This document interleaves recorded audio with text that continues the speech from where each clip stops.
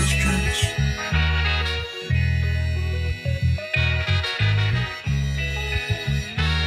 What's up, everyone? This is DJ San Jose. Today we got A100 in the house. Yes, sir. What's up with you, man? How you doing? I'm doing good, doing good. How was your day so far? I'm good, man. I'm good. Just getting ready for today, man. It's a big opportunity. I appreciate you letting me come up in here. Shout out to my boy SJ Major Moves for lining it up. You know, I'm happy to be here with you today, man. Sweet, sweet, sweet. But yeah, let's start with this interview. I guess let's start off with how long you doing music for? Man, you know, I first started getting into it around the first song I recorded was about 14 years old. Oh, I was 14. I was writing a little bit before that, but nothing serious. Like, I'd been to the studio and just kind of freestyle with, you know, who brought me there, and just being in the atmosphere. Some of my older brothers do music, so I had the opportunity to be up in there and kind of see what it was like. And yeah, I've been going strong since about 14, man. Once I kind of got my foot in the door and was given the opportunity, you know, I put my foot on the pedal, man, and kept it moving and built myself a nice little following, and trying to just expand it, man, and make it beneficial for me and my family. You know what I mean? Make it all worth it. Okay, that's cool. That's cool. I mean, what inspired you? Like what was that moment that got you, like, you know, to start? Like, oh, I have to do it. You know? Yeah. Well, you know what? I was inspired a lot by just movies growing up as a kid. Like, Movies. well, musically speaking, when I was a kid, bro, like when I was like maybe 3-4 years old, my favorite movie in the whole world was La Bamba. La Bamba. That was my favorite movie, bro. I used to walk around literally thinking I was Richie Valens. I used to have a little speaker I used to carry around, my little guitar. There was no plug or nothing, but I just watched that movie so many times growing up. I thought I was Richie Valens, bro. I swear to God. And his story's kind of not everything. Obviously, I'm not famous or nothing crazy like that. But being a Latin, singing, you know what I mean? Not being Latin and not. You know, if you've seen that movie, you know he doesn't speak Spanish all that well, and that's right up my lane, you know. So I relate a lot to him in that sense.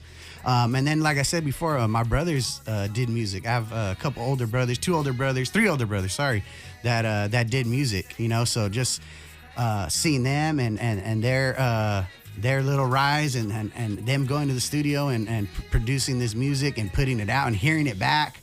For me personally, wanting to do it is when I first heard it back. The first time I got in the studio, recorded a song and heard it played back, I was like, oh man, this is it. You know, I love this. You know, it was just really cool to have that experience, and it really inspired me to keep it going, you know? I was about to make a little joke. I was like, you have a white girlfriend? Or? Nah, she's light skinned. Oh, okay. She's not a white girl though, you know, but yeah, she is light skinned, you know. I joke around with her a little bit. What's your Donna. Oh, Donna. Okay. How about you? You know I was gonna ask. You know I was gonna ask. You saw it come. You saw it come. I had a girl. You know. Sweet. Yeah. But did you listen to other oldies? Oh yeah, man. You know, not even relating to, like I said, me and my brothers are kind of 5 years apart or so, each between each of us.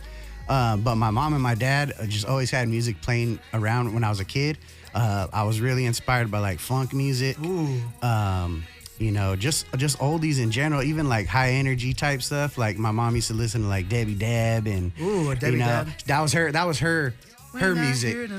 Oh yeah. And I remember just vividly as a kid, her doing her hair, listening. I'm just playing with my toys, but that music stuck with me. You know what I mean? And, you know, Squabble Up. I was about to say that's straight from my childhood, bro. Being in the room, my mom doing her hair, and just be like the, you know what I mean? That's it's crazy, bro. To see it come full circle like that. And then my dad was big into Kool and the Gang, the Gap Band, you know, Roger and Zapp. Oh, Roger and Zapp, classic. Yeah. I mean, all the dope stuff, man. You know, yeah, just being around it. Like I said, just even movies, seeing movies specifically about musicians. You know what I mean? That's really inspiring to me, man. So I've always had just a love for music since even before I knew that's what I wanted to do. Like I said, I was 3-4 years old, walking around thinking I was Richie Valens, singing La Bamba, not knowing any of the Spanish words, just, you know what I mean? Just singing along with what I knew from the movie. You know what I'm saying? Yeah, it's cool.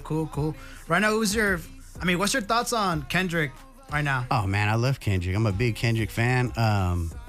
Just like I said, certain things, me and my brother are actually just having this conversation that, not everybody's a big Kendrick fan, but I think a lot of people relate to him, or at least just speaking in myself. Going back to his inspiration to music, you can hear it in his songs, like that one, for example, Squabble Up, playing that in the back, instantly I'm hooked, or like To Pimp a Butterfly, that album, that was when he does album. I got a bone to pick and let you fitting in my thone again. That's like James Brown almost, kind of, so speaking, yeah. I just relate so much to, he's just dope overall. Take that all the way, he's dope. But I'm a big fan of him, bro, for sure. I'm just getting into his album right now. I listened to it through once. But for sure, I heard Squabble Up. There was like a little leak before the album dropped, and it was just like kind of playing the first 30 seconds on a loop. But as soon as I heard it, bro, I was like, damn, this slap. I can't wait to hear this. Then when it came out, I was like, oh, yes. And that's kind of like the one that's, I would say, in my opinion, is kind of the one up there getting the most push right now. Absolutely, yeah. But he's dope. He's hella dope.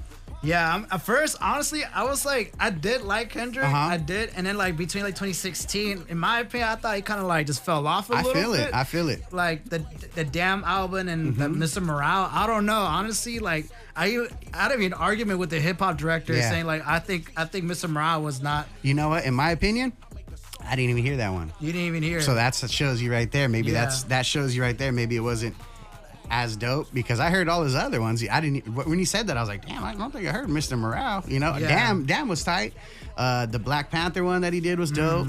The first one he did, damn, what's it called? The one, he had the recipe on it. What was that one called? His first one? Good Kid, Mad. Damn? Good Kid, Mad City. Yeah, that's right. Yeah, those ones are all dope. But I haven't heard that, so I couldn't agree or disagree with you. But I'm a big fan of his. But I would take your word for it. I feel it. I definitely feel like he's changed up a little bit, like on his style. Some songs. So I'm not a big fan of everything he does, but I'm a big fan of him as an artist. Absolutely. Yeah, I don't know. I remember, I guess Kendrick got back on my radar. It was the Drake and Kendrick. Oh yeah, beef. for sure. That blew him up to a level even beyond when he did that performance in L.A. Yeah, it was. I seen it on Amazon or whatever it was streamed on. I was like, man, that. It was like set it off crazy, bro. It was, to see that was crazy. Like he had the whole city behind him. It was off the hook. The crazy part about that whole Drake and Kendrick beef, I'm actually knew that there's so many subliminal messages there. So many, like Euphoria. Yeah. Do you know that intro where it says like shit blah blah blah blah? Yeah. If you reverse it, it says everything that you hear is true. So that reflects, to the next diss album of him, being a little P, So but when I heard about that, because I was listening to the sample of what's it called again of the Euphoria. They grab like a movie, say everything you hear is true. Yeah. And they reverse it. A little subliminal message. Yeah. And I'm like, even just in the lyrics too, and like in the verses for both of them, honestly, when it started, I wasn't really super into it at first. Like when they were beefing, I was just kind of like, you know what, regardless, especially Drake's side, if Drake loses, it doesn't really matter because he's such a big star. It's not going to hurt him. It might hurt him with people who look at it like, oh, he got ate up or whatever, which is true. But at the same time, he's going to be, that's why it didn't really get my attention so much. But when they did that, Not Like Us, it was done, bro. I was like, and like I said, I listened to them all without bias, because I think Drake's dope too. He's great, He's dope. He's a dope. Same thing as an artist. It's like you can't disrespect his the music he puts out and the success he's had. Absolutely. And it's two different. It's honestly two different kind of artists. You know what I mean? True. And I think Kendrick dips his toe a little bit into like expanding into different genres, but it's not him himself doing it. He'll have like a singer singing, you know what I mean? Or Drake is just like he does it on his own, you know what I mean? He might not write it all, but he's singing it. Because me personally, I think Kendrick is more lyrical, for sure, while Drake is more melodical. For sure. I'm pronouncing it right. More melodic, for sure. Dog. You definitely got it. Kendrick got game with that too, but like I said, it's usually not him personally. He got a little rhythm too, he does his thing. But I feel what you're saying. I definitely agree with that. All right, so all right, let's go on with basically we just answered the questions. Okay. Like I was like, did you grow up in a musical family? You answered that. What do you listen growing up? We already answered that. And then I guess let's talk about you as an artist. So I guess what do you like the most about playing music? About playing music itself, I mean, I'm more of a writer. You know, I wish I was more versatile in like instruments. I mean, I play everything that I'm able to play. I play by ear. I'm not musically inclined that way to where I could read it and be like, hey, this is this note or this is this note. But you know, my ability to sing gave me the ability to apply that to you know, piano or whatever it is I'm trying to do. You know. So my favorite thing about it is definitely the writing process. I like being in sessions with people. You know, I could do it on my own. It's not a problem, but I like the energy that comes with the vibe of, you know, people being with you when the song's being created, you know, or just even sometimes just getting an idea from somebody or an experience or something that happens, you know, and putting that to the pad or, you know, to the notes or whatever it is you write your lyrics on.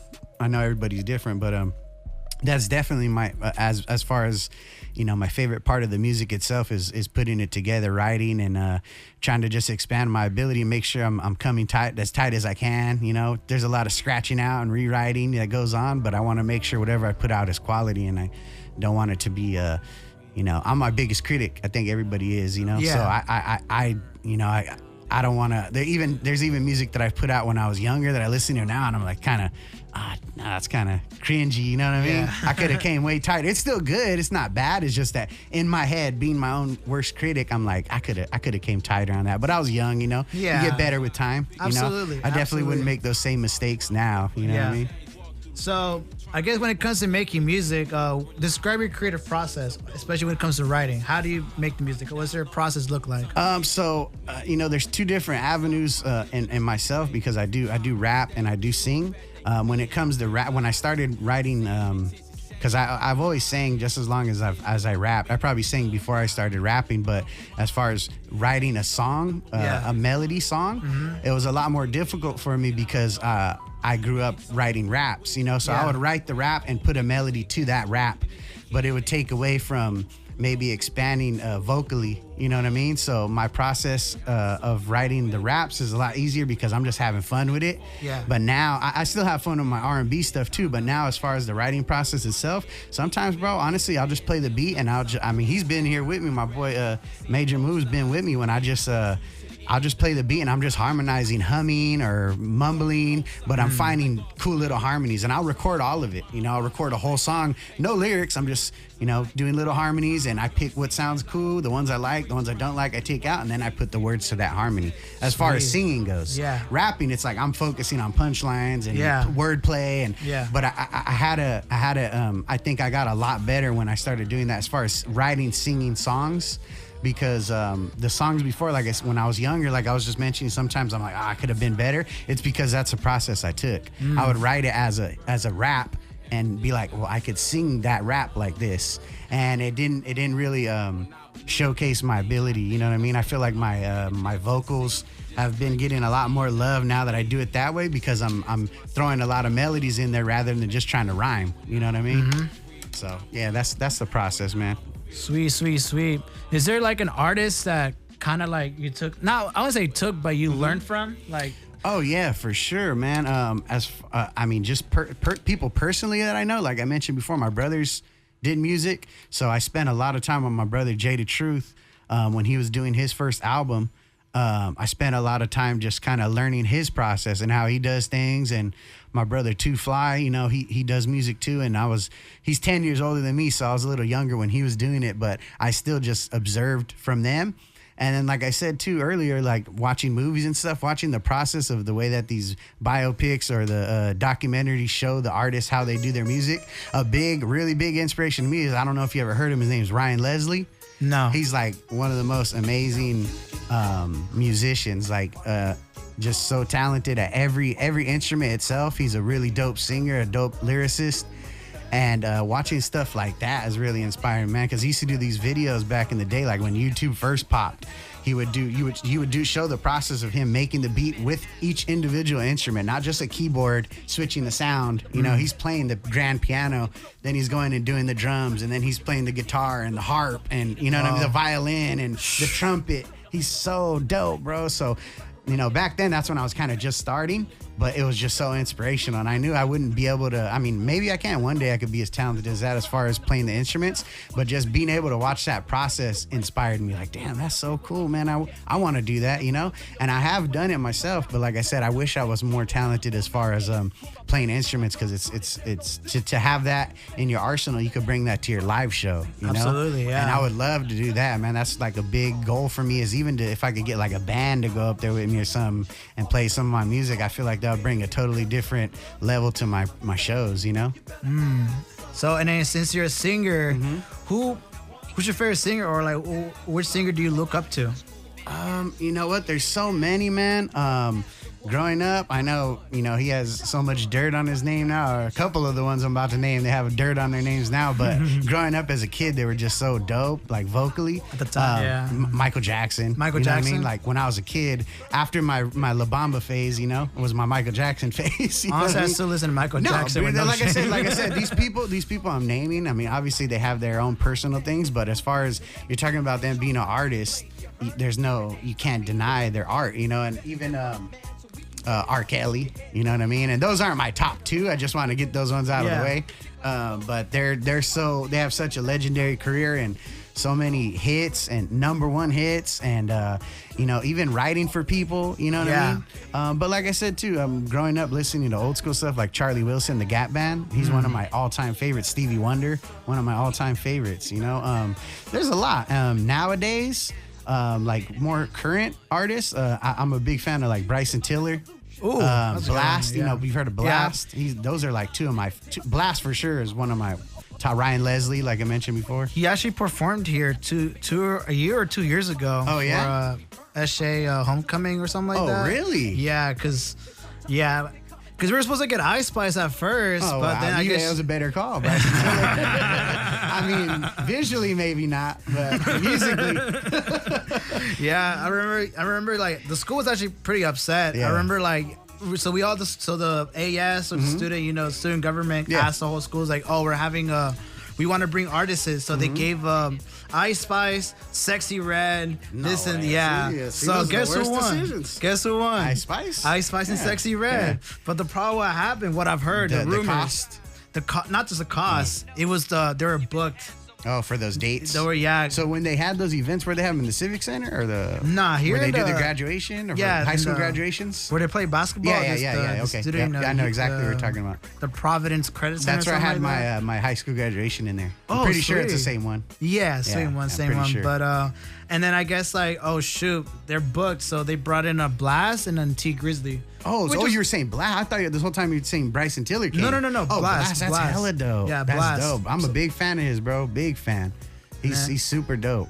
Who else? Or is that it? Oh, like current? Yeah. R&B, like I said, R&B wise, Bryson Tiller and Blast are definitely at the top of my list. Ryan Leslie, he's a little more OG. He's not like a newer artist like them, but he's really talented, as far as his music goes. Off the top of my head, not too many. I'm not a big fan of these artists, but I think Chris Brown's really talented. He's talented, for sure. Talented. I don't have him like in my playlist or nothing like that, but I growing up, he was a big deal, and even now he's still a big deal. I keep my ear open to whatever, you know what I mean? I give everybody a chance, and if it's not my thing, it's not my thing. Yeah. But I'm a big fan of R&B music, being an R&B artist. But yeah, off the top of my head, I honestly, in my playlist, I keep it pretty old school, bro. Like the most current stuff would be those, but other than that, maybe like some 90s R&B, 112, you know what I mean? Something like that. But I like the old school music, man. Big fan. Like I said, I keep Charlie Wilson in my play every day. I listen to Charlie Wilson, Gap Band. You know what I mean? So yeah. But I just love music in general. Sweet. All right, let's take a little break right now. So let's play. Let's see what song. Let's play. What's your favorite song out of the three you gave me? Out of the three I gave you, I would say Nobody. It's kind of like the most upbeat, club friendly. Somebody driving home from work, get them hyped up, or, ready to go to the club at night. Hit downtown San Jose. You throw this on and it'll get you right. Give me 1 second. Yeah, no problem. Then this one's also featuring my brother Jay the Truth, produced by DJ Agro, my brother DJ Agro. So yeah, this one's called Nobody. This is actually a remix with my brother Jay the Truth. So I hope y'all enjoy it, man. It's a banger for sure. I'm actually having technical difficulties right now, so you want to run another? You can run another one. It's good. I mean, the actual thing itself. Yes. Oh, it's good. It's good. We'll keep it moving, man. Whatever you want to do. I guess in the meantime, do you want to have what's the backstory to that song? Oh, okay. So the song Nobody. DJ Agro, which is the producer on the song, me and him did a series of releases. We did 3 of them. The first one is called Too Much Sauce by A100 and DJ A-Roll. The second one is also called Too Much Sauce, but what we did, we just switched it up, the spelling of two, TWO on this one, since it's part 2. And then the third one is called Holiday Sauce. So we dropped that one in December a couple years back. But this song, Nobody, was on the first one. Originally, I did it by myself. And then when my brother Jay came home, he had some trouble with the law. He came home and we did the remix, Nobody remix, so he liked it so much. I used to play it for him, and when he came home, he was ready to rock, so we remixed it, and it's a slap, man. It's a slap for sure. Absolutely. All right, so this is Nobody by A100. You listen to 90.5 KSJS San Jose. On time. 90.5 KSJS. Yeah, baby. What's up, everyone? This is DJ San Jose right here. We got back A100. Right now, the song playing in the background is Do What I Want by Cali Lifestyle, an old Chicano group from the 90s, from the 805. So, I guess, welcome back. Yes, sir. Good to be back, man. You already know. Hell yeah. So, I guess let's go back with the questions, and I guess let's get to know you as an artist. Let's get it. Which skills have you gained that help you perform efficiently as a musician? Oh, man, the skills, you know what? I would just say the amount of times I've been able to perform definitely has benefited me. I feel every time I get on the stage, I feel confident going up there and knowing my lyrics and being able to present it and perform it and, just be on point with it. You know what I mean? I've been, like I mentioned before, I've been doing it for a long time, man, since I was about 14 years old. So the first show I did, man, before I was even doing music, I used to in middle school, I used to perform at the rallies, because I just, I used to sing. And when I discovered I could sing, bro, I always knew I could, but when I discovered that people thought it was good, it was a rap. You know what I mean? I was in 8th grade, 7th grade. I was singing to everybody. It was really the girls who, you know what I mean? The girls who found out, and it was after the first time I sang for somebody, it was literally all day people walking, hey, you sing? Can you sing something for me? I was all right. Hey, but you know what they say? If the girls like it, you're chilling. Yeah, man. And you know what? Honestly, it may be different for different artists, but majority of people who are even, at least when it comes to sales, buying music, a big percentage is usually women, man. Wow. But my music's for everybody. I'm not just doing it for women, but you know what I mean? Yeah, for sure. That was definitely what got me into it, wanting to perform. And then when I was in high school, I always did the talent show every year, and then, like I said, in that time of being in high school is when I started getting the opportunities to do my own music. And then, like I mentioned before a couple times, my brothers did music, so I started doing shows with them, and I was doing them pretty consistently, man, almost every week, at least a couple a month, you know what I mean? So just the consistency of having the opportunity to perform. It's natural now, you know what I mean? You get butterflies sometimes. Yeah. I don't do it as much as when my daughter was born, I kind of took a backseat to performing as much as I used to. Yeah. So, now it's a little bit of a bigger deal. I'm still confident. I still know all my lyrics, but when I get up there, it's I haven't done this in a minute. I get a little butterflies, but I'm always ready to go. It's I feel like Mike Tyson facing Jake Paul. Yeah. Standing there all still. Damn. What's your thoughts on that fight? Did you see that fight? Yeah, I did, man. I did. I was I think everybody else want to see Jake Paul get knocked out, but being realistic and watching I've watched Jake Paul, I think maybe besides his first 2 fights, I watch all his other ones, but he's been in there with some. He's only been in there with one real boxer, official. He's been in there with a couple other ones who are nobodies, but he got in there with Tommy Fury, Tyson Fury's brother, and it was a close fight, but he lost. And that shows you right there. You ain't stepping in there with some over the hill MMA fighter or a basketball player or 60-year-old Mike Tyson. You know what I'm saying? Yeah. So seeing him fight before, I was just okay, he's knocked out dudes who are younger than Mike Tyson, who fought more recent than Mike Tyson. So being realistic, I was like, there's no way Mike Tyson's going to beat him. But in my head, I'm like, I hope Mike Tyson goes in there and cakes him. You know what I mean? That's what I wanted to see. But my thoughts on it, I thought Mike Tyson came out the first round. I remember I was hype. I was like, he looks good. He's moving quick. You know, you never know. I knew he wasn't going to be able to go the whole fight that pace. So after the first round, the second round, you kind of seen him slow down. I think third round, Jake Paul started putting it on him. Yeah. And I was like, oh, man, it's ugly now. You know, it's just, there's no coming back from, once you're tired, bro. Yeah. You know? And there was even one point in the fight, they show him in his corner, he's like, you could see him, like, he's wincing, like, in pain, bro. Like, he's an old man. You know what I'm saying? He's an old man. He's an old man. So I think, you know, everybody has a puncher's chance, especially if you're Mike Tyson. I think he definitely could have knocked him out. But, you know, if you're realistic and you've seen sports, you know what I mean? Especially fighting, the younger person has the edge as far as, not all the time, but, you know, when it's a 60-year-old man compared to... That's like somebody's grandpa at that point, you know? I mean, it's obvious, you know. He's Mike Tyson, though, so I was like, in my head, I'm just like, he's Mike Tyson. If he can knock him out if he wants to. But it's can you come with that punch? Can you land that punch? Because if he does, it can happen. But it all comes down to, is it going to happen? You know what I mean? Yeah. Sweet, but I guess back to the music then. Okay. Talking about performances, you say you did a lot of performances, but tell me about your favorite performances so far, or in your career. Yeah, well, I've you know, being that I've done it for so long, and I've worked with a lot of different promoters, and you know, for a long time, I've had the opportunity to work with a lot of different artists, like headlining artists. You know, like Too Short. Did a show with Too Short before. Did a show with E40 before. Yeah. The Game's after party. He didn't perform at it, but it was his after party at Studio 8. Yeah. Did one with a lot of people, bro. Honestly, I have on my Instagram, I got all kinds of on my flyers and stuff. But I would say personally, myself, I did a show at the Catalyst on Cinco de Mayo. At Cinco de Mayo one year. Yeah. And the headliner was Warren G.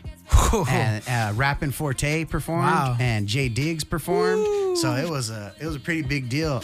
Anytime I've had the opportunity to perform at the Catalyst has been my favorites, just because it's not just a little bar. Or, you know what I mean? It's like it's a venue where people come, you know, when they come to the Bay Area or California, Northern California, that's a place where pretty big artists go, you know what I mean? And we're tapped in with them. Yeah, we're tapped in with them. So you know, having the opportunity, whenever the first time I got to perform there, it was dope, and the different opportunities I got were dope. That one was for sure one of my favorite. I would say personally, my top two also were both at the Catalyst. One of them was with Slum Village. Slum Village. Yeah, they're you ever heard of them before? Oh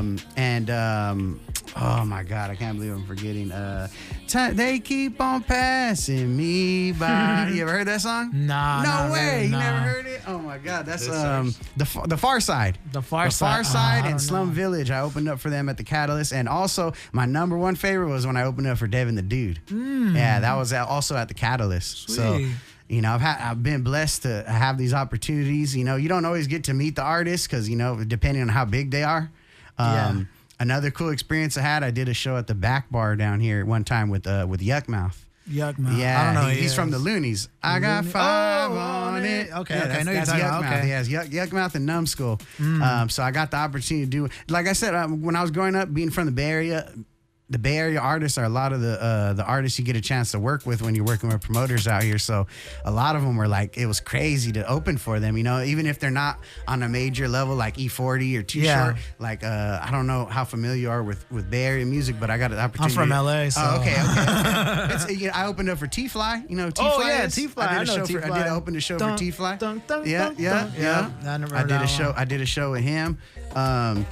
But being from the Bay Area, I got a chance to open up for the Jacka. Rest in peace. I know the Jacka. Yeah. That was crazy. That was like one of my first big opportunities. I was at a club downtown. It used to be called Tunes. It's the Mini Boss now. Oh, what? Yeah, it used to be a club. Back in the day, it was a club. What? And that was like a lot of big artists used to go there. There was also another group called Zionai.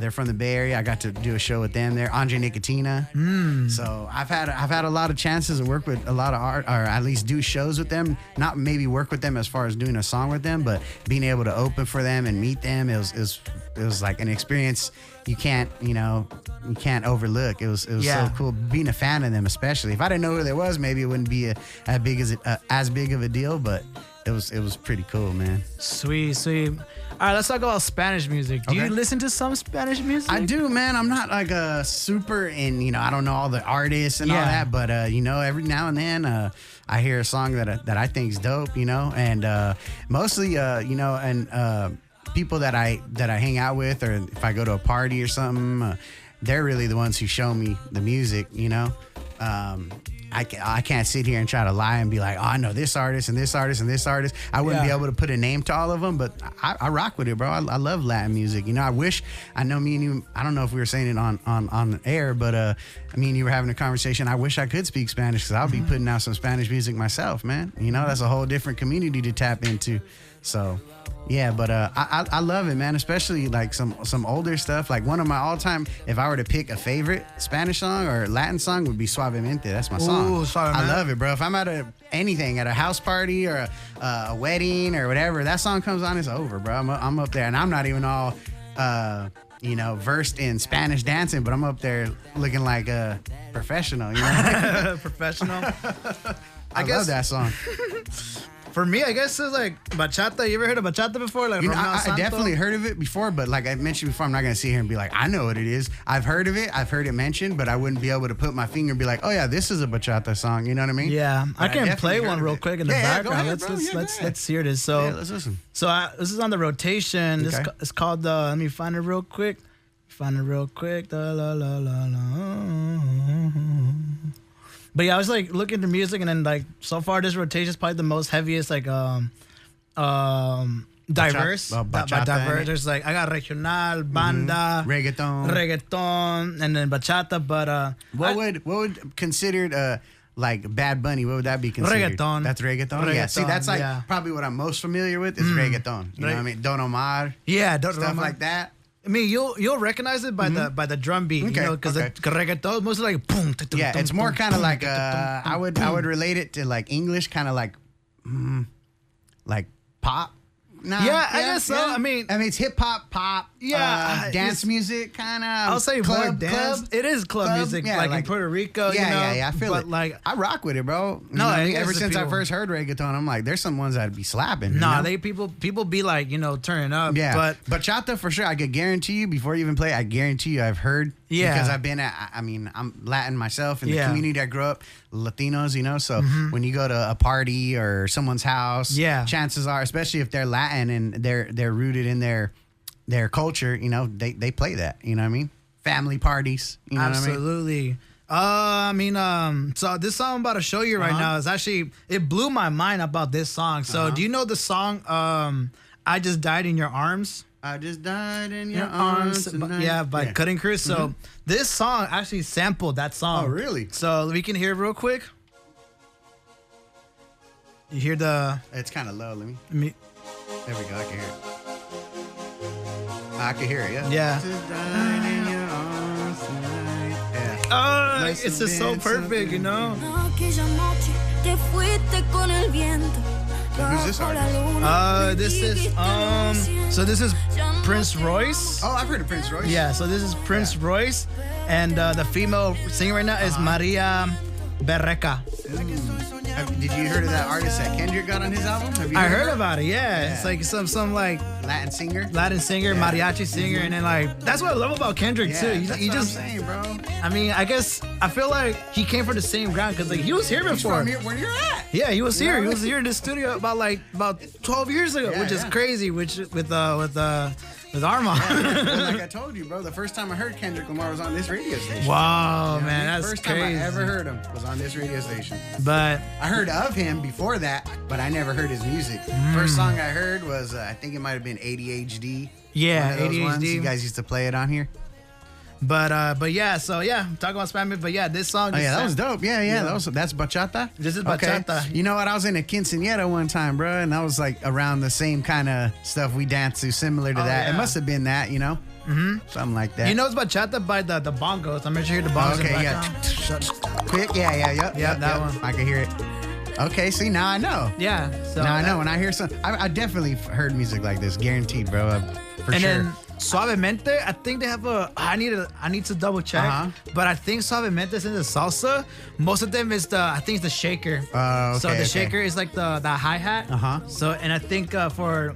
It's the bongos. And instead of the hi hat, it's the bongos. What would you say? What would you say for reggaeton is something you could point out? Is it just the tempo? It's the drums. It's more of a hip hop bass line, no? Or let me play. I know. When you said drum, I already know the sound you're talking about. I just can't. It's obviously it's hard to make the sound with my voice, but it's like boom. Yeah. Yep. I can hear it. I already hear it, bro. That's what was in my head before you even did it. I know exactly what you're talking about. That's cool though that you're able to point out which one's which. I wouldn't have known myself. I'm just like I just look at all like, oh, that's just Latin music, I wouldn't be reggaeton would probably be the only one I'd be able to pick out of the bunch, and be able to be like, oh, that's what this kind of music is. This is reggaeton. But man. Like I said, I wish I could speak it. There's been so many people who always tell me, "Hey, you speak." When I meet them first time or something, they'll be like, "Do you sing in Spanish? Can you sing in Spanish?" I'm like, "Damn, I wish, man. It'd be dope." Like this one right now. This one's right now is pretty popping. At first it was underground, like no one really knew it, but all of a sudden like it's blowing up right now. What's the artist? Chris MJ. Oh, haven't heard of the artist. That's reggaeton. That drum. Yeah. Yep. I'm trying to listen if there's a hi hat. I don't think there's a hi-hat in there. On this it's one? just the drum for sure. That's what, when I asked you the question, I was expecting you to be like the bass line or the drum, Yeah, nah, for sure, yeah. I got some beats like that, bro. It's hard for me to put my finger on how to approach it, because I always want to, if it's Latin-infused beat, I kind of want to throw a little Latin flavor in it, you know what I mean? Yeah. But anyway, let's go back to the interview. All right. Let's go back you as an artist. So, I guess, all right, it's gonna be a tough question. So we were talking about like best performances, this and that. But what was your worst performance, and what did you learn from this experience? That one's easy. My worst performance, it wasn't when I was actually doing my own music. It was the first time that I performed at my high school talent show. I was a freshman in high school. I was super. You know what? The performance itself wasn't bad. It was what happened at the performance. I want to hear. I'm in high school. I'm in high school. Like I said, by this time people already know that I sing. So this is my first. Besides the little stuff I did in middle school, and at that I was into Tupac. So I was rapping. I wasn't singing. People knew I sang, but when I performed, it was rapping. So when I got to high school, the talent show I did, This Is How We Do It by Montel Jordan, which is one of the songs that I have here for you, takes inspiration from Montel Jordan. But This Is How We Do It. So I'm up there singing, do the first chorus, whatever, and then the beat cuts out. Luckily, I was game enough because what I thought happened was that they paused it like kind of as a drop. Yeah. Whoever was who was the DJ or whatever. I thought they just paused it and to let me hit a note, and then they were going to drop the beat, right? Yeah. So and it was the perfect spot for it to do it. So I'm up there and I'm like, whatever it is, the party's underway. So tip up your cup and throw your hands up and let me hear the party say. And then I thought it was going to go boom, ba-dum, boom, boom, boom. And I was going, this is how we do it. But it didn't drop. So I'm up there, I'm like, I'm kind of buzzed, it's all because. But the cool thing was that everybody loves that song. So when I said that, everybody's like, this is how we do it. Yeah. And then, cool enough, there was some dude there at the high school, he jumped on the drums. And he filled in, It wasn't exactly to the beat, but I was able to adapt to it, and it saved me, bro, because I was already super nervous, bro. This is like my first, it's a big crowd. You're talking about people, all the people there know you. You're going to see them on Monday. So if you mess up, you're gonna. It's embarrassing. You know what I mean? You were like 14. My nerves. Yeah, I was like 14, bro. I'm backstage drinking a Red Bull, like hyped up. A Monster, actually. The first time I ever drank an energy drink, I was like juiced. So I got up there. I had the glass. You ever seen the movie Big Daddy? Who started in it? Adam Sandler. He has a little kid. He adopts. Anyways, in the movie, he gives the little kids glasses and he tells them, "You're invisible. You put these on, nobody can see you."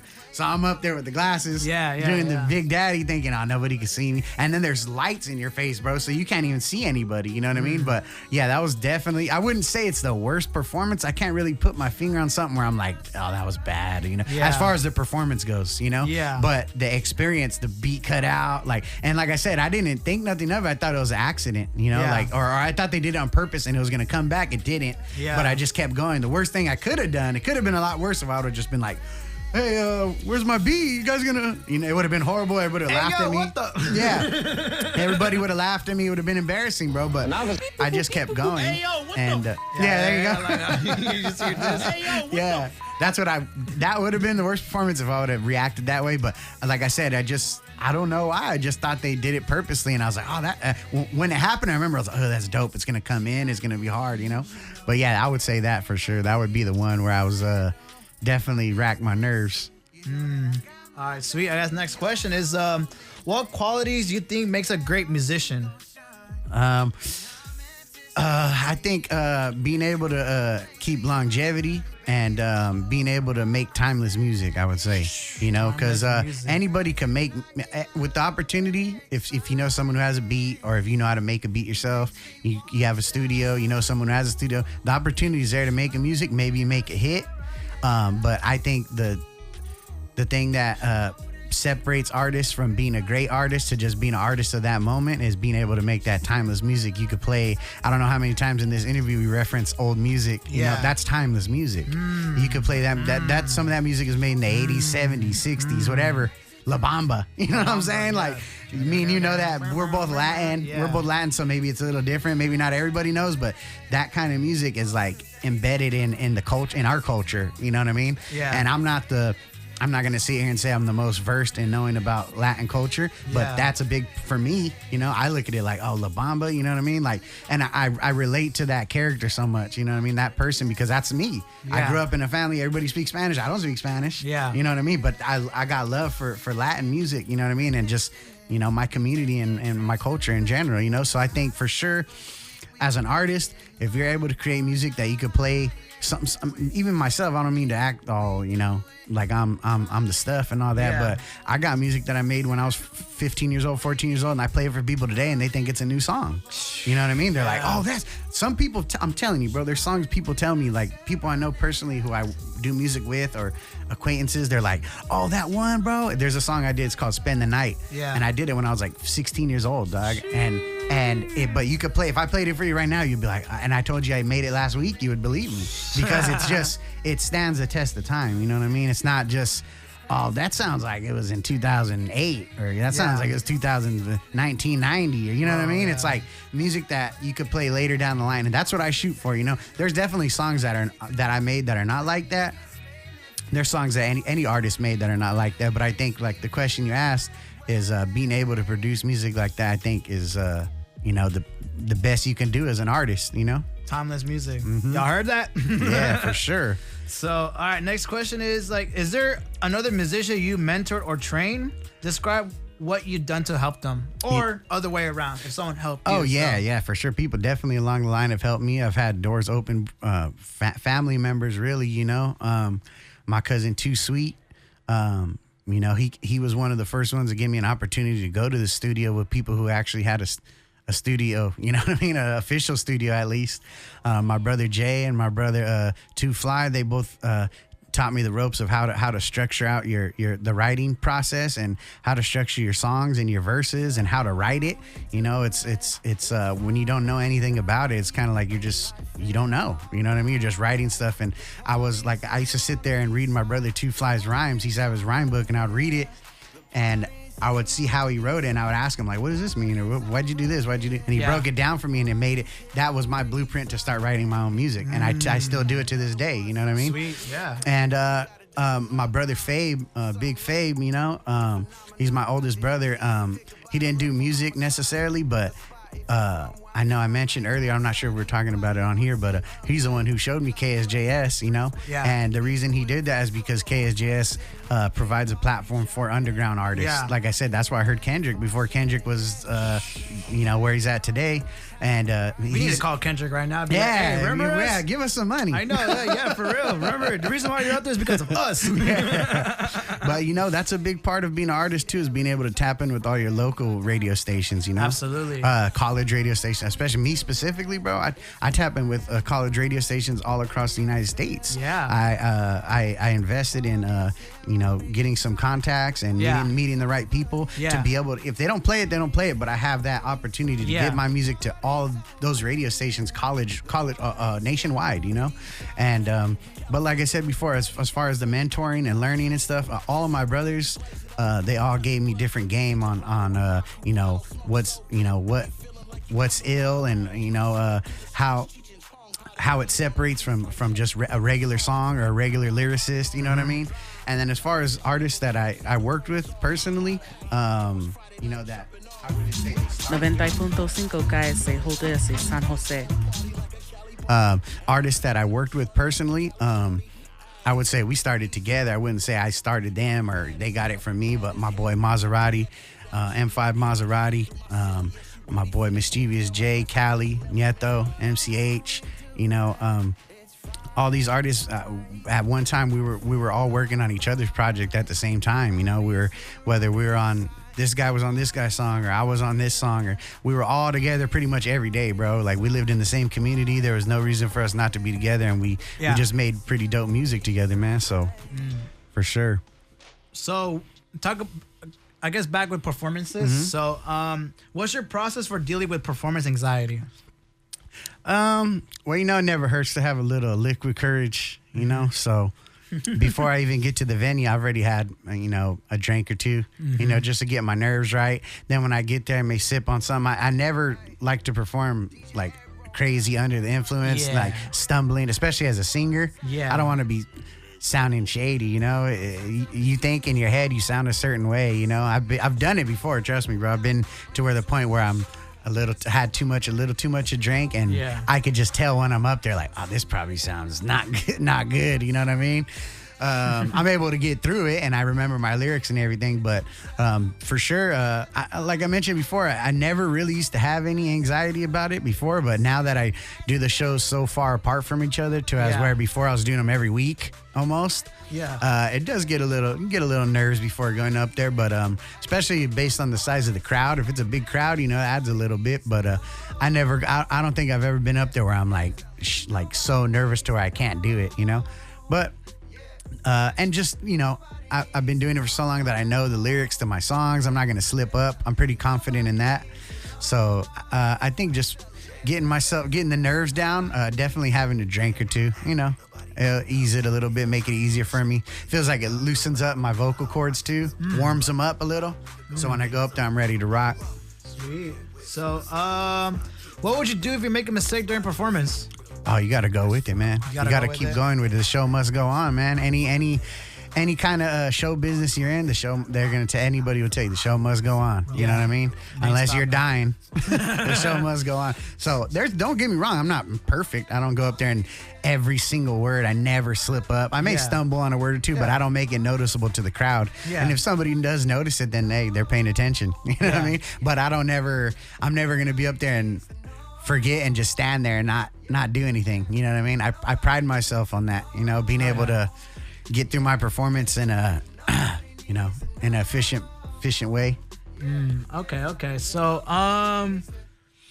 next question is, what's the biggest lesson you learned as an artist?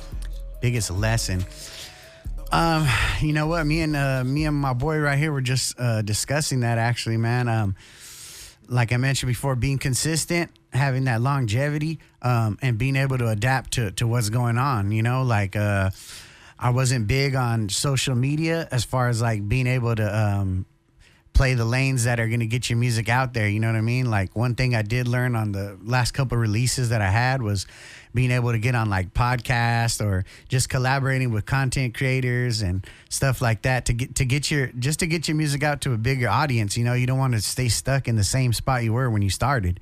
If you're not making any growth in your lane that you're in, you know, then you know, time's ticking. It always is, you know. So you got to make the most. That's what I learned. Don't just be stuck in, you know, one lane. You gotta be able to expand and, you know, reach different audiences in any way you can. So that's my main thing right now as an artist. Like I said, when I first came up, I had CDs, bro. I didn't have Apple Music and Spotify and all that. So I had to make the most.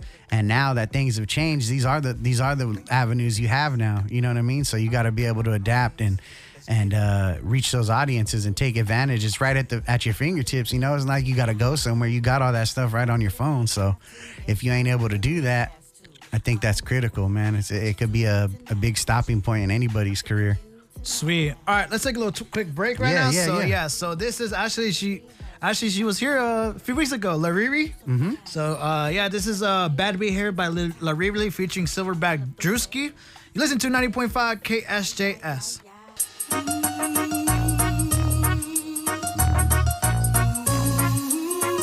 What's up, everyone? This is DJ San Jose right back. This is Quinto Sol. Ella se fue by Quinto Sol, an old Chicano rap song, you know. So, but let's go back with this interview real quick. So, let's go with this question. So, what kind of advice you will give to an upcoming artist right now, or who just getting started? Just getting started.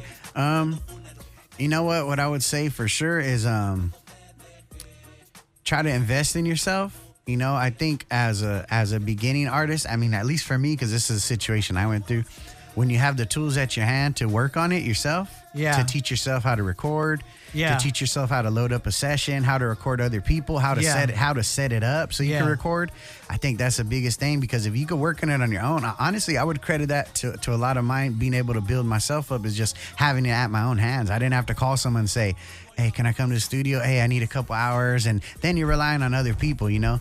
And on top of that, you're able to teach yourself so you can run your own stuff. My first project I did it all on my own. You know, I just had a laptop, a built-in microphone on the laptop.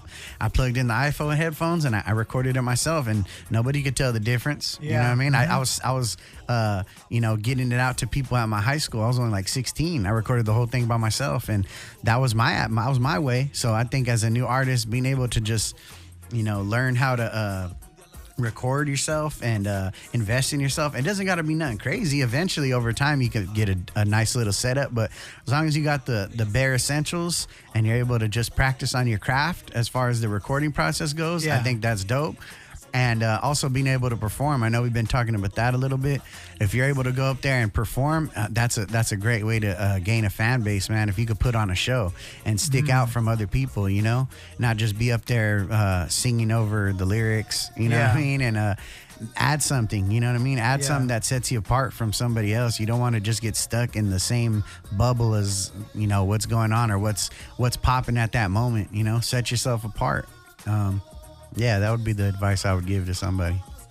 Oh yeah. So, let me find a good question. So, I kind of asked this question. Let's see. It's an interesting question. Do you ever feel like you're like different or feel different from everybody else? A lot of artists say that I always felt like a little different. Have you ever felt like a little different? Different in which way? Like, I'm not like my personality or my music or. I guess like for me personally, when I say like difference, like I don't know, like the way of thinking or like how do you perceive yourself? Like I don't know. It's hard to compare myself to, as I don't know how everybody else looks at themselves. It's a little difficult for me to compare both.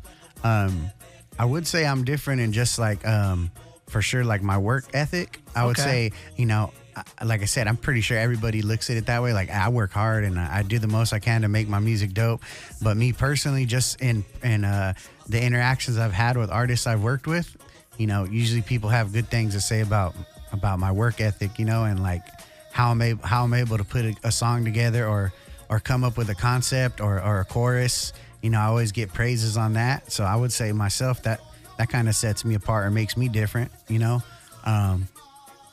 I like I said, I hate to compare myself to everybody else. I could just go off my own experiences, but based off the experiences I had with the people I've worked with, that's always something that sticks out that a lot of people say. And performances, at performances, you see artists who you've never met before, or people you've never met before. You get off the stage and they're like showing so much love to you. That's I would say that's another thing too. I can't speak for everybody else, but I know me, when I come off the stage, people are showing love a lot of the time, I would say probably like 95% of the time, it's always love, I've actually never heard anybody ever be disrespectful or say it was whack or, It's always love, and I do the same thing though, too. When I go to a show, whether I'm the main performer or second to last or first, whatever, you could always see me right in the front of the stage, you know, rocking with whoever's performing because, you know, it's not hard. It's not easy to go up there and rock, you know, especially if it's their first time or they're a new artist. You know, I've been in those shoes. You know, I've been in the performances where there's only 10 people there, 5 people there. You know, I've been in those shoes. So, you know, I try to be supportive to all the artists too. And even if it's not my taste of music, I'm there just to let them know, like, hey, I've been there before, man. I'm here rocking with you. You know. Sweet. I guess next question is what's the biggest accomplishment you earned as an artist? Biggest accomplishment I earned. You know, I don't know if I would say it's an accomplishment because it's not like a trophy or anything like that, but having the opportunity to showcase my music to people who I thought I would never be able to do it with, you know, like I'm sure being in the radio, you've heard of Chewy Gomez. You know, I had the opportunity. Chewy Gomez. You never heard of Chewy Gomez? That's crazy. He's Latin. He's Latino, man. Sorry, my bad. Sunday night oldies, man. You know what? You're from SoCal, though, bro. I don't blame him. I'm sorry. That's good. It's SoCal. Bay Area knows what's up, you know? Chewy Gomez, DJ Mind Motion, Sean T. He's a very famous producer. I've heard of Sean T. He produced the song Feeling Myself. I'm in the building and I'm feeling myself. He produced that. Yeah, I'm pretty sure I heard the name before. Yeah. So, you know, being able to just be sitting with him, you know what I mean? Sitting there looking at him like before, you know, like I said, when I was 14, whatever, starting, he was like one of the guys like, man, that would be crazy if Sean T, you got a beat from Sean T, you know? And then I did an interview with one of my boys and, I mentioned Rick Rock and EA Ski, who are both in the Bay Area, huge producers, bro. EA Ski did beats for Ice Cube. You know what I'm saying? Like, he's legendary. Rick Rock did beats for Jay-Z. You know what I mean? They're from the Bay Area, and they worked with the biggest artists you could think of, and they both... You know, it was just an interview, but they both acknowledged it. You know, they seen it and they commented. I was like, whoa, like, that's crazy. You know, it was nothing big. You know, I didn't do a song with them or nothing like that. But man, that for me, growing up, listening to that kind of music and them to even know that I'm around, that's a pretty big accomplishment for me, you know? And like I said, being able to do, you know, share the stage with Too Short, E40, that's crazy. You know what I mean? That's my crazy. Favorite Too Short song is probably Shake That Monkey. Oh, yeah? I love the... I think mine might be I'm a Player. I'm a player or Getting While the Getting is Good. Get it while the getting is good. Get it while you can and should. That's the one, bro. What was the other song? It's an old Too Short song. It's like, I was on my way to San Jose. Oh, yeah. What's that song called? I forgot I know what you're talking about, but I know exactly what I woke up one day in Vacaville. He's talking about all the Bay Area cities. I forget the name of it, but I was on my way to San Jose. Bro. Too Short. Anybody from the Bay Area, bro, they know what's up with San Jose, man. San Jose we don't got that artist, you know. We don't have that artist. We have artists who are doing big things. Don't get me wrong. Yeah. But we don't have that artist. Like you think of Vallejo, you think of Mac Dre, you think of E40, you think of Oakland, you think of Keith the Sneak, you think of Yuck Mouth, you think of San Francisco, you think of San Quinn, you think of you know. There's names to those cities, you know. If you're from the Bay Area, you know, I know you're from Southern California, but I'm sure in Southern California you got people from West LA or you know, South Compton. Central, you know, Compton, YG it's the same thing. If you're from there, it's a different experience. You know what I mean? LA's a little different just because it's LA, so people. California, you think LA, you know. People who are not from here, they think Hollywood, you know. But being from Northern California. Being a big fan of Bay Area music, like I said, growing up. Now there's a newer, younger wave artists that represent those cities, but and there is some from San Jose who are putting on. You know, don't get me wrong, but I mean we don't have that breakout, you know, artist. Even though Coolio, you know, he went to he went to my high school, Mount Pleasant High School. You know Coolio? Yeah, Coolio, right? Like Gangsta's Paradise, right? Yes. He went to my high school. No way. Mount Pleasant High School, San Jose, East Side. That's crazy. I think he's from LA area, but he went to high school at my high school. You know, so that's I think he passed away. Oh. But I don't think if you asked him, he would say, I'm from San Jose. I think he'll probably say wherever. I think he's from LA or something like that. But that's crazy, you know? Apparently, Tupac lived in the Bay Area for for sure. Marin City, San Francisco, Oakland. No, he says it on there. You could hear Tupac talking about the Bay Area all day, bro. You know what I mean? Yeah. What did you say? From Oakland to Sacktown, the Bay Area and back down. Cali is where they get they Mac down. You know what I mean? That's the Bay Area, bro. And if you look at all his albums, he's E40's on his albums, Too Short's on his albums, Richie Rich, Rappin' Forte. Rappin' Forte is my favorite Be one. Legit. Come on, Drew Down. It's all Bay Area, bro. He knew what's up. He was from the Bay. You know, I think he's actually originally from Baltimore or something like that. I think New York. Yeah, something like that. Yeah. But he got love for the Bay, and you can hear it in all his music, all his albums. He's always shouting out the Bay. So, all right, sweet. Let's try to wrap up this interview. Let's end it with these 3 questions. So, what advice you would give to your younger self when you're starting with music? Younger self, don't be so confident.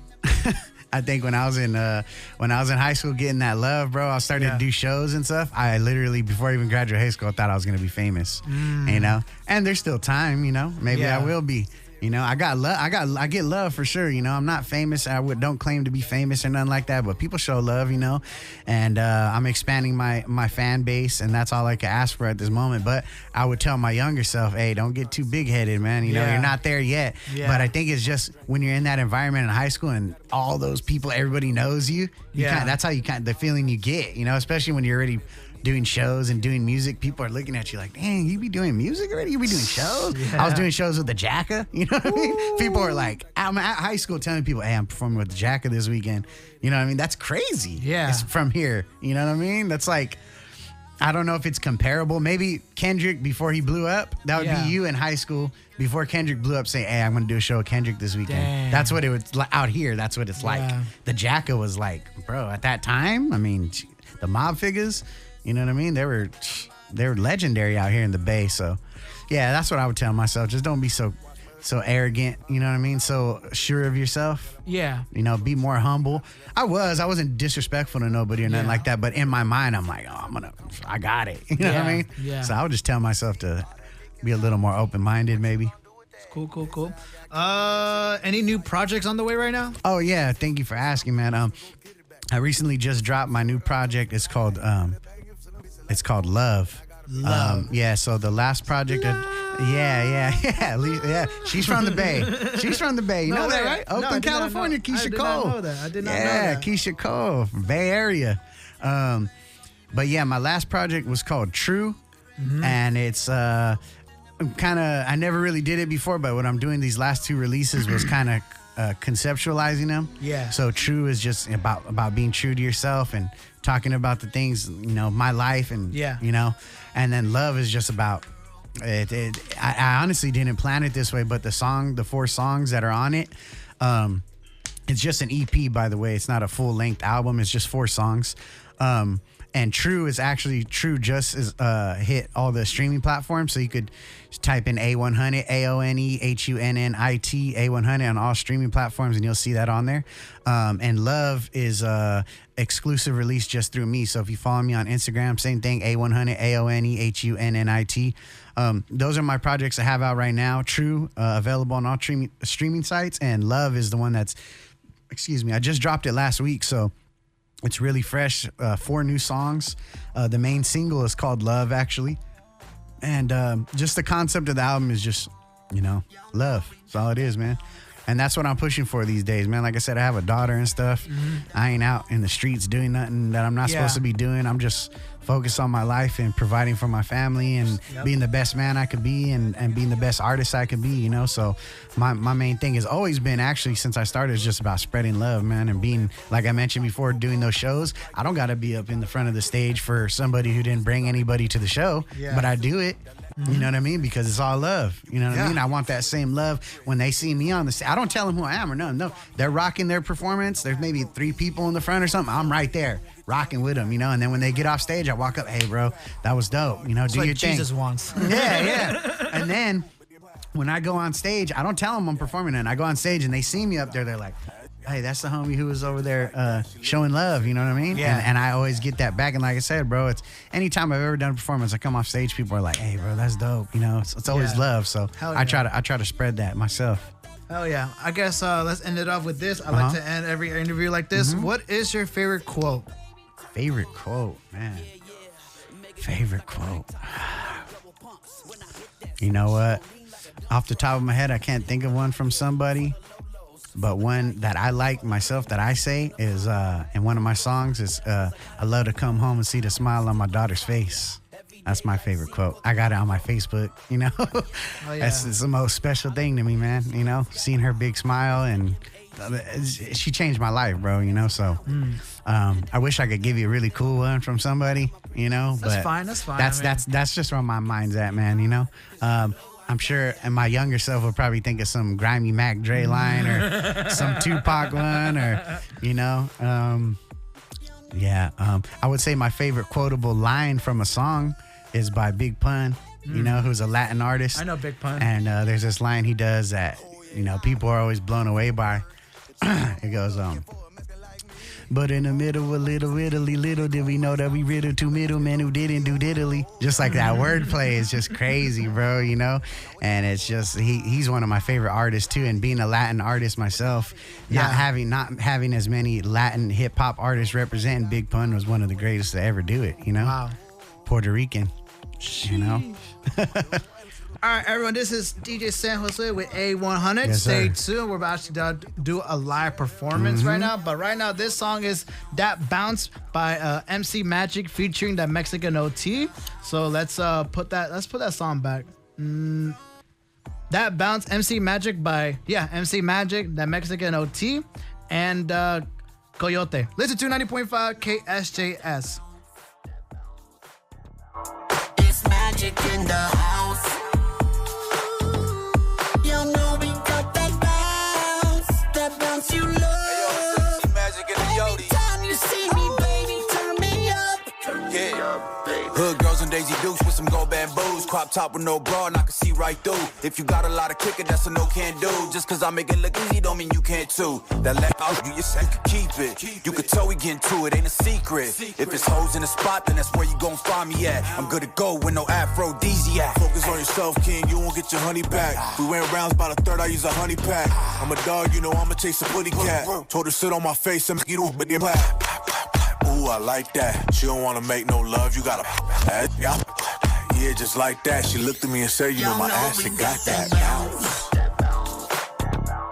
It's magic in the house. You know we got that bounce you love. Every time you see me, baby, turn me up. Yeah, make it bounce like a rag top sitting on double pumps. When I hit that switch, she gon' lean like a dump truck. Those notes in the valle, for the lolos, for the calle, for the pretty mamacitas in the front row. Con dos banderas, cause I gotta let them know that we still on fire. Every day like Cinco de Mayo. Pura fiesta, puro party. I love the way that she bounced that body. It's the MAGIC, for my raza that's down with me. And every time that I'm rolling in my ride, I got my pretty mamacita by my side. Every day we got to get live, cause y'all know I got that bounce. It's magic in the house. You know we got that bounce you love. Every time you see me, baby, turn me up. Oh yeah, I heard from a bird that your mama was looking for a Mexican like me. A pro club white tee and when they comb my stout teeth on that Mexican OT. Oh yeah, we gon' vibe with it, we gon' ride with it, baby. I would die for it. I wouldn't lie to you. I take it back cause I would lie to you. But baby, ooh, don't nobody got my love the way you do.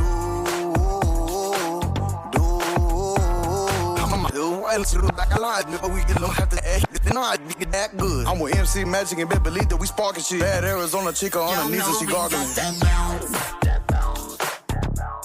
It's magic in the house. You know we got that bounce you love.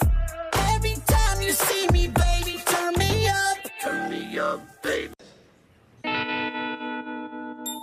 Recuerdo el día cuando nos conocimos.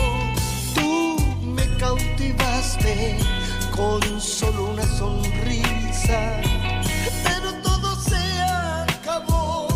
Parece que se te olvidó la promesa entre tú y yo. Por favor, mi amor, pero si es tan falsa. Tú me dijiste, corazón, que nunca, nunca dejarías este amor. Vas a estar solita y triste. And now for something. He worked out early, practiced late, and studied well into the night. The next day, he did it all over again. She missed time hanging out and socializing with friends so she could make it on time to practices and games. He became a top student and a confident leader, even as he helped his team win back-to-back conference titles. She became a role model in her community, even as she led her team to an undefeated season. 90.5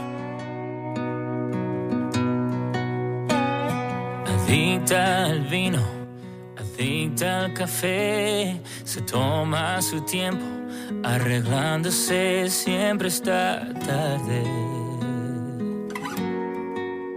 Pero cuando sus ojos me miran a mí, me pone nervioso o me derrito un poco.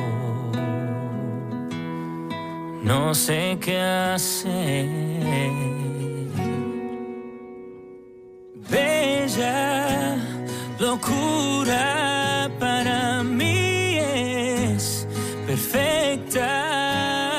La forma en que baila, su voz cuando canta, amándola yo descubrí que sus locuras son bellezas para mí. Ella hace sus planes, le encanta salir con sus amigas hasta que cambia su mente y se acuesta a dormir. Bella locura para mí es perfecta. La forma en que baila, su voz cuando canta. And now for something completely. Hey, yo, what the Hey, yo, what the Monsters. They could be living under the bed, or in the bathtub, on the dresser, even on the kitchen counter. For a child with asthma, it can seem like... And now for something completely. Hey, yo, what the No recuerdo nada, pero lo hicimos sin pensar. Tú me dijiste que no querías saber más de mí, pero cariño, creo que esta historia no tiene fin. No es la última noche que te besaré, amando en la cama hasta enloquecer, tomando un tequila hasta el amanecer y hablando de la vida otra vez. Sabes que te encanta pelear, digo cosas sin sentir, después despierto queriéndote a ti. Yo sé que anoche dejé el licor hablar. No recuerdo nada, pero lo hicimos sin pensar. Tú me dijiste que no querías saber más de mí, pero cariño, creo que esta historia no tiene fin. No es la última noche, no es la última noche, no es la última noche que eso se acabó. Polvo en la carretera a las 2, diciendo a la mamá que nunca fue amor, y a medianoche vuelvo a oír tu voz y mis amigos dicen no, debo seguir amándote, pero en verdad no quiero nada más. Bebé, anoche dejé el licor hablar. No recuerdo nada, pero lo hicimos sin pensar. Tú me dijiste que no querías saber más de mí, pero cariño, creo que esta historia no tiene fin. No es la última noche que nos enteremos más. No recuerdo mucho, pero sé que no va a acabar. Juraste esta vez que no ibas a volver a mí, pero cariño, creo que esta historia no tiene fin. No es la última noche, no es la última noche. Juraste esta vez que no ibas a volver a mí, pero cariño, creo es la última noche. No es la última noche.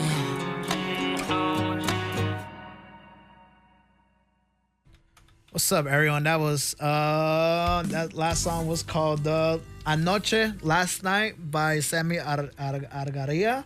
And actually that's a cover song to Morgan Wallen. Last night, Anoche, last night I had that, or something like that. But yeah, what's your thoughts on that song, like that we were playing right now? You know what? Like we mentioned before, I haven't had a chance to get into those guys' libraries, but I mean, them to be able to it sounds so similar to what the regular song would sound like, and to change it from English to Spanish, that's pretty dope, man. And he sounds good. He don't sound like a Spanish guy trying to do country. He sounds like a country singer who sings in Spanish. You know what I mean? I mean, I heard his music is pretty underground right now. Is he all country too? Or? Yeah, he's mostly country. Does he just do covers or? No, he actually made his own country songs. Okay. But lately he's been doing cover songs. Yeah. Well, hey, that's a good way to reach audience, bro. Especially Latins who like that kind of music. They hear it in Spanish, they're like, what? You know? Mm-hmm. So we're gonna perform Friday night, right? Oh yeah, we could do Friday night. Yeah, let's do. You know what? Let's do Nobody, man. Nobody? Yeah, it's a little more vocal. Okay, the other one has a perfect. little more rap. I'd rather try to showcase a little bit. All right, everyone. This is AONEHUNNIT. Yeah. Nobody. Nobody. Listen to 90.5 KSJS. Enjoy the show. 90.5. Hey, DJ Agro, what up? DJ Agro, what up? It's your boy A100. Say 100. Hey. I'm turned up as usual. This is something you should know. Not 1 or 2 for sure. Then I seen a woman that I used to know, but it turned out she was somebody else, sitting at the bar by herself. Yeah, I knew what I felt. It was right then that I knew I had to get it to myself. Man, that body crazy. How somebody pass that up? I see you getting nasty, baby. And little mama acting up when I met her at a party. I met her at a naughty, even in the morning.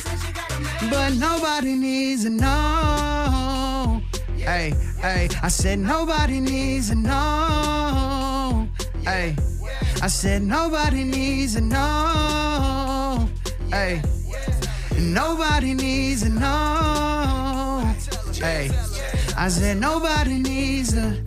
Yeah, this is my brother Jay the Truth right here, man. He's on the feature, This one's Nobody by DJ Eggroll. Okay, so and then the other song is Friday Night, right? Friday yes, night. Sir, yes. All right, here's Friday Night. Listen to 90.5.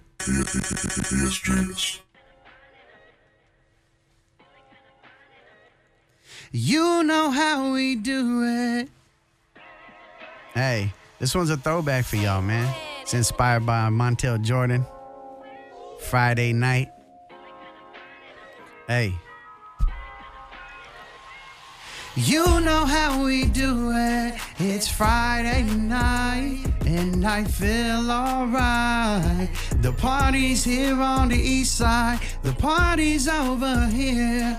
The party's here on the east side. The party's over here.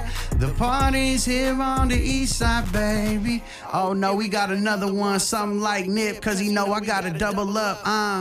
Something like a phenomenon, about to hit and get a for mama signs. If you from where I'm from, man, high side, ain't nobody on my team unpaid. Gunplay in the streets, but that ain't me. Loyal to the soil, always representing MP. The party jumping, music knocking, the function, yeah, it's popping. Know just how we rockin', we counting paper, ain't never stopping. A100 and Jody, yeah, that's a homie. Lil' mama put it on me, getting naughty, baby. Yeah, she the elegant type. It's Friday, we about to have ourselves a hell of a night. And you know how we do it. It's Friday night, and I feel alright. The party's here on the east side. The party's over here. The party's here on the east side. The party's over here. The party's here on the east side, baby. And this right here is my boy King Jody, man, on the verse. Killing it. Sweet. But yeah, I mean, like, hey, congratulations. Hey, I that was appreciate pretty that. good, Appreciate that, man. Yeah. But yeah. All right, everyone, that concludes the interview with the A100. You listen to 90.5 KSJS San Jose with San Josue on Radio Aztlan, right here in the city of San Jose. Party, and there ain't no shorty like a Cali shorty. Nah, but them East Side Brooklyn, y'all be bad as hell, mad as hell, talking that out your neck, yelling at me through my cell. Yes, you ready for the